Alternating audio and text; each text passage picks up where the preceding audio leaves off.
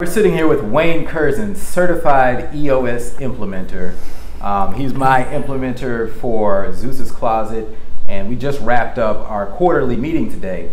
And something came up in conversation. I asked Wayne about his experience with businesses and different clients in different sectors and how they've handled the pandemic. We know a lot of businesses are suffering right now, but Wayne has a different experience, so I wanted him to share some tips with you guys. So Wayne, with your clients and people that you come in contact with in the entrepreneurial world, what have you seen as far as effects of the pandemic? We just finished what we call annual season, where we're doing full-day annual sessions that include team building and strategic planning for the following year. And I have to tell you, I was very surprised that every client but one had actually met their or exceeded their projections for the year. So what would you say is the difference between the businesses in general that just got demolished by the pandemic and the ones that actually thrived, maybe either survived or did better? Yeah, well, obviously a lot of it relates to the kind of business you're in. If you're in hospitality or doing events, that kind of went south in a hurry. But we had clients in manufacturing, construction, electrical contracting, HVAC, IT companies. They all did quite well, but I think one of the most important things is that they looked at the situation and made some quick pivots to order to accommodate what was happening. And it kind of takes me back to 2009, in the middle of the 2008 recession, and I attended a conference, and Tom Peters was one of the speakers, and he said, when you face a crisis, a pandemic, or a recession, there's two things that are really important. First of all, plan on it lasting longer than you think, and plan on it being more severe than you think, and then make immediate cuts. You can't slow leak this thing, or you'll get to a place where maybe you can't survive. And I would say, and of course with the fitness centers, they made immediate cuts. And that was probably one of the reasons that they actually did quite well in spite of the situation. So the other thing is, and I know this sounds self-promoting, but all of my clients were using EOS, which is an entrepreneurial operating system defined in a book called Traction there.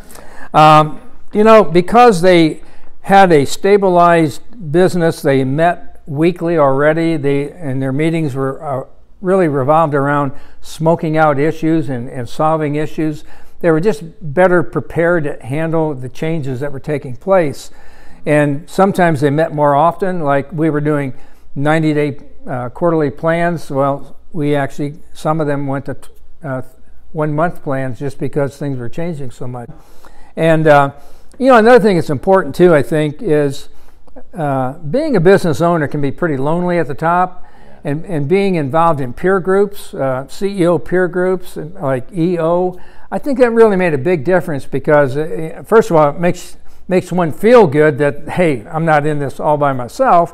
Plus, there's a lot of great ideas that come forth from other business owners. So I think having a solid business operating system and getting right people in the right seat ahead of time, having processes that actually work and people are following them are really key. And then having a system where you meet regularly in meetings that are actually productive, as opposed to a lot of meetings that are not productive. When people ask me about 2021, I'm really, maybe I'm over optimistic, but I'm bullish on 2021. I think this is the beginning of the roaring 20s. What are your thoughts? How do you feel? Well, first of all, I don't have a direct line to God, and I think that's the only way you could be really accurate. But I think what happened, and many times I think the COVID was almost a blessing, in that it caused companies to really become lean, get rid of some people that they should have gotten rid of 15 months ago. Finally had a reason. So they became more efficient, more cost conscious, which really put them in a position to actually weather whatever does happen.